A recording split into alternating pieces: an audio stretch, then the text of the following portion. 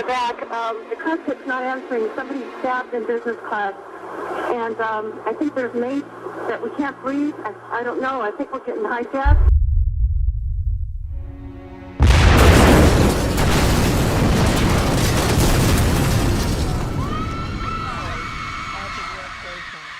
The turn of the 21st century marked a seismic shift in religio-political discourse, particularly the events which hallmarked the dawn of a new era.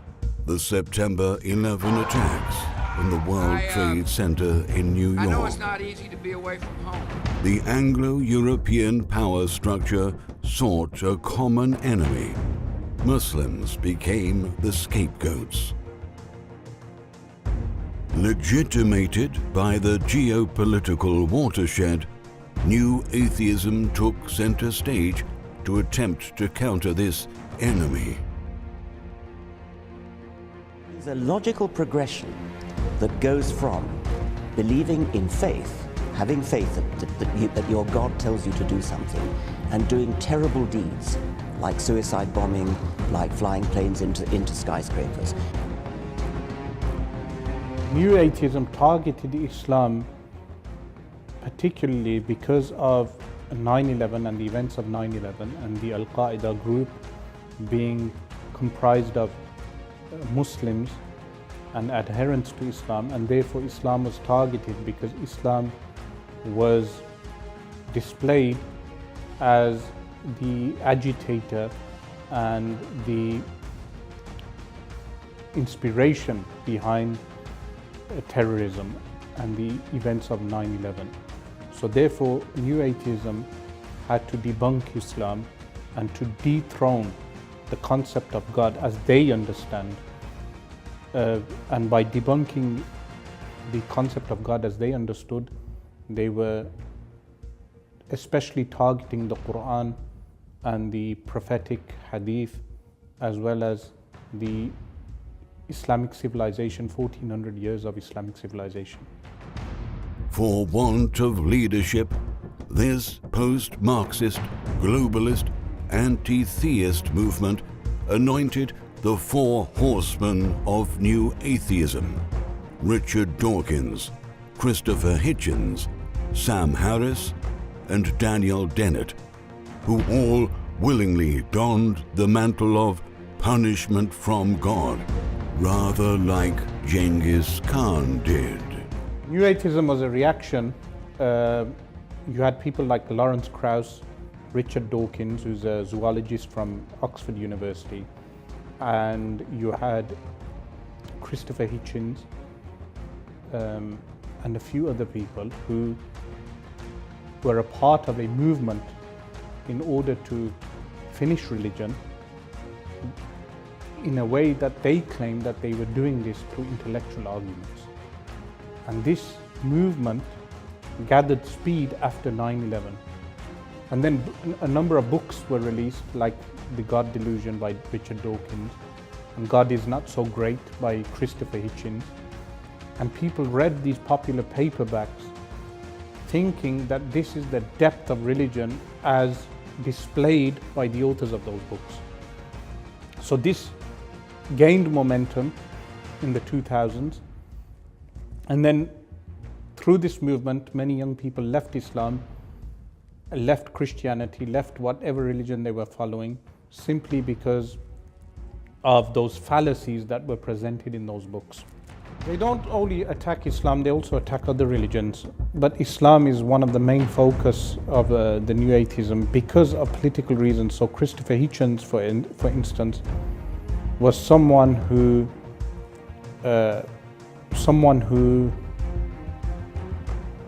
approved of the invasion of Iraq.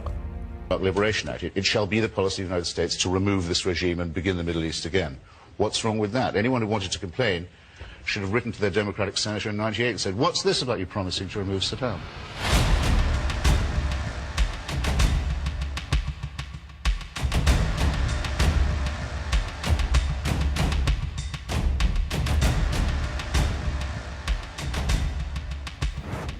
To ridicule religion New atheists often resort to disparagement and derision to debunk the concept of God.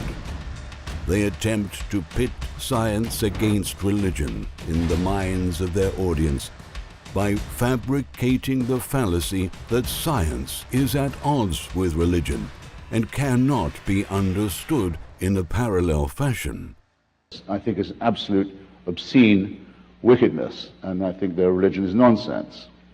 And in its entirety? In its entirety. The idea of God speaks to some illiterate merchant warlord in Arabia, and he's able to write this down perfectly, and it contains the answers to all human. Don't waste my time. It's bullshit. So atheism, and especially new atheism, associates the belief in a God with stupidity. This is a common misconception that is propagated on popular media as well as popular literature, that anyone who believes in a God or in God is anti-science and anti-common sense. An organized religion is against freedom and is in fact totalitarianism. In spite of their frequent and futile attempts to deprecate Islam and its adherents, the four horsemen possess little knowledge of the religion they are attempting to rebuke. Dawkins, for example, on countless occasions has displayed inadequate knowledge of the fundamental principles in Islam. Richard Dawkins has not actually read the Quran, so he admits in a tweet that he has not read the Quran. He even spells the word Quran with a K, meaning an old imperial spelling, orientalist spelling of the word Quran. So that's how outdated his arguments actually are. So with regard to what you ask, are they purposely misinforming? I would say that they are very ignorant of much of what they state to be knowledgeable regarding.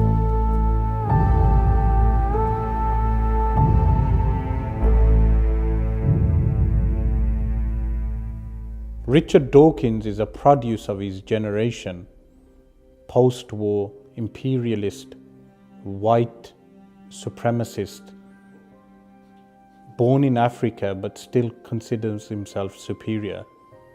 A person who has never read the Quran but yet criticizes the Quran, praises the church bells in his hometown, but then describes the Allahu Akbar of the Adhan as being barbaric or whatever term he utilized. An ignorant man who criticizes Islam after having professed the fact that he has never read the Quran.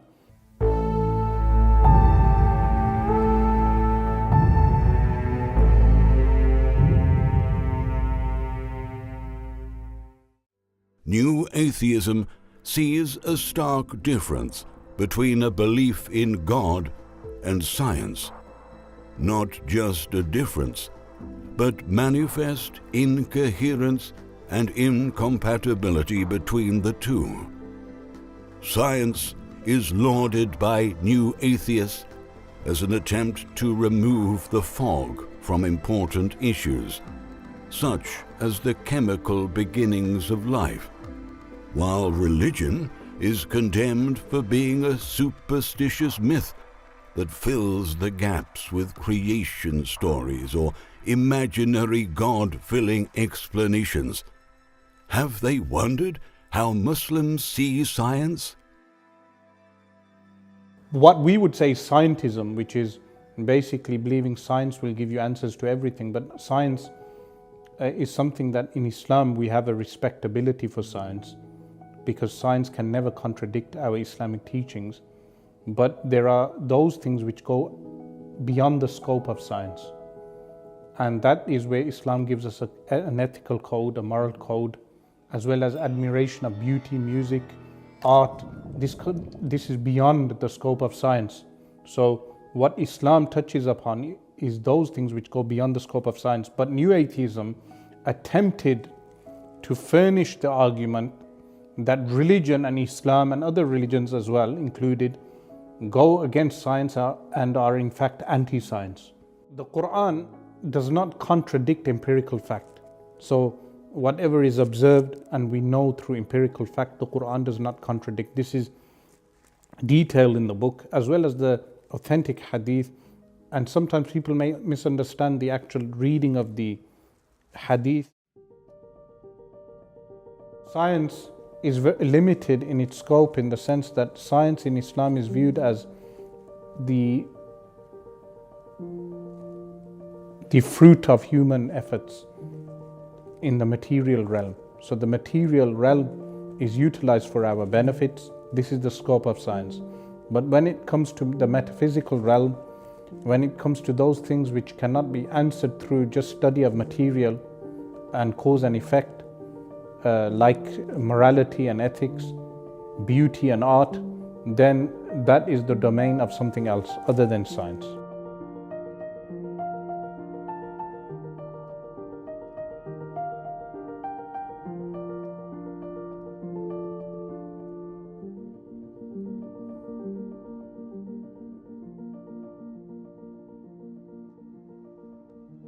In order to aggravate Islamophobic sentiments, new atheists often resort to attacking the judicial system of Islam.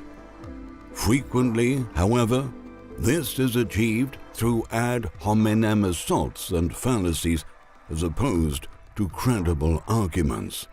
The arguments of new atheism are emotionally packed. So many of the arguments are emotional arguments. Rather than starting on epistemology, which is the right inception point for any argument, they move straight to Sharia law, which in my book, the Sharia law is the last chapter. The argument cannot go straight to Sharia law, but because many of them despise certain rulings in Islam, like women wearing hijab, they despise this rule, or the amputation of the hand of a thief by governments, Islamic governments, this is despised. That would be an emotive argument against the existence of God. In reality, that does not disprove God. One of the greatest talking points in the discourse between Islam and atheism is the Sharia law, a comprehensive legal system which historically governed vast multi-religious and multi-ethnic regions for 1300 years before the formation of modern Arab nationalist states and monarchies. But what exactly is Sharia law? Unlike other religions, Islam has every aspect of human life, a code for every aspect of human life. So Islam is a way of life. So Sharia law was especially targeted by new atheism because Sharia law was rebrandished as a harsh code of law, misogynistic, homophobic, anti-Semitic. All these appellations were given to Sharia law. But as Muslims, we would say Sharia law is the perfect way of life. Now with Sharia law, many of the atheists may be actually misinformed with regard to simple rulings. So what the book does is uncovers where the misinformation is being relayed. So stating simply that a man's hand is amputated for theft is a simplification of a very detailed law. Likewise, mentioning the hijab of a woman is a simplification of public decency laws that Islam has. And this is done with many of the laws in Islam. So this book covers that.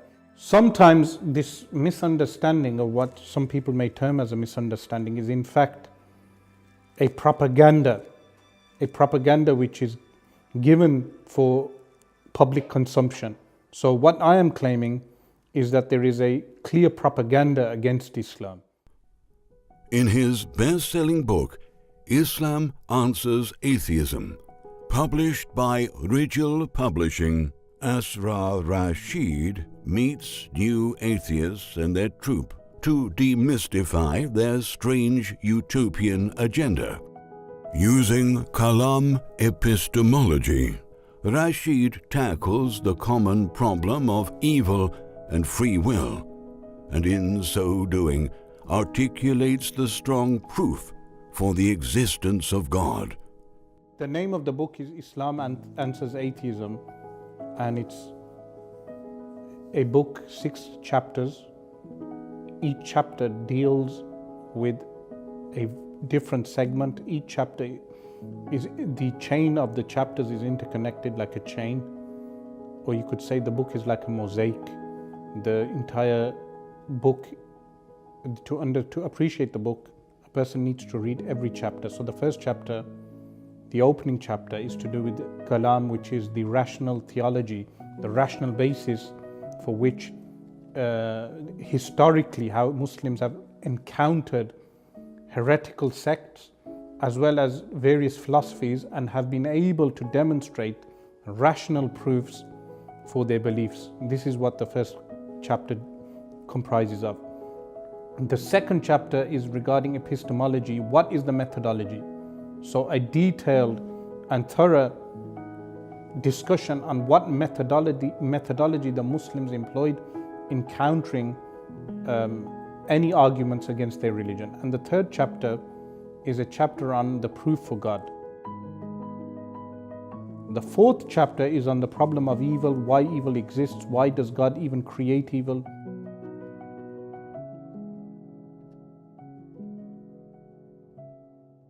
Human free will.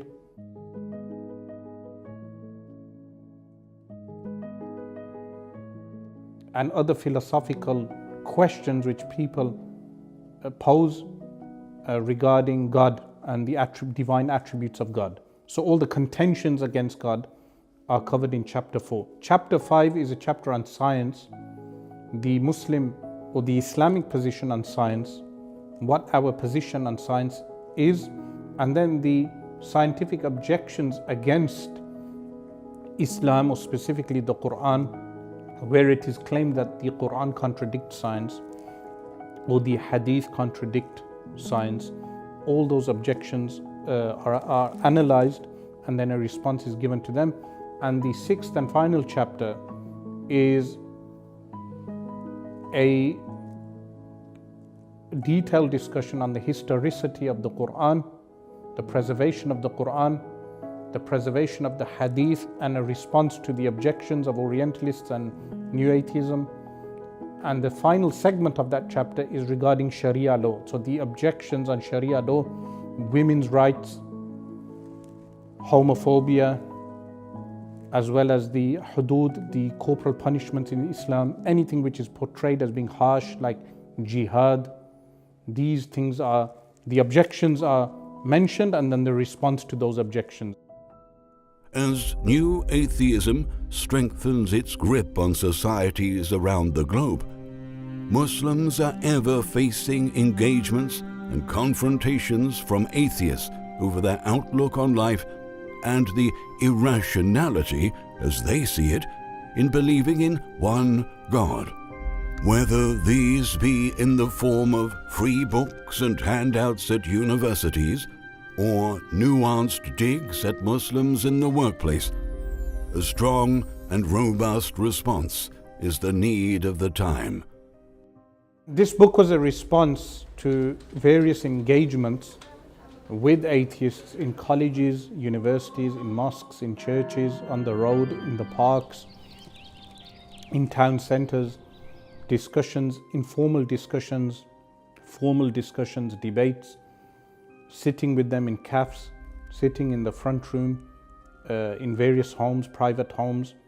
These discussions led me to write and formulate a book which compiles all the various objections and a response to those objections, as well as the books, popular books written by Richard Dawkins, his famous book, The God Delusion, and other works also. The various objections are recorded in this book, and the response to those objections is given. The book is primarily focusing on those objections and a response from the Islamic point of view. The book targets non-Muslim atheists, former Muslims, and Muslims who adherents to Islam. So three main groups. Those three main groups are atheists, former Muslims, and people who are Muslim and this would include nominal Muslims or cultural Muslims, but also Christians and peoples of other faith who are interested in Islam and need to know an in-depth knowledge regarding Islam and Sharia law. The objective of the book is to remove any doubts regarding the veracity and truthfulness of Islam, to respond to the atheist objections. So the minimum is that a response is given, and not just any response, not an emotive response, an adequate intellectual, rational response. Thirdly, to equip young Muslims with a response to atheist arguments. Fourthly, to inform the atheists who have been misinformed.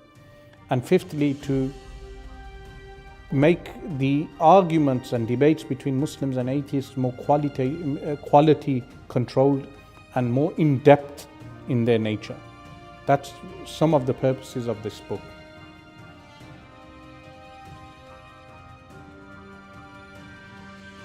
And our duty is none other but to plainly convey the message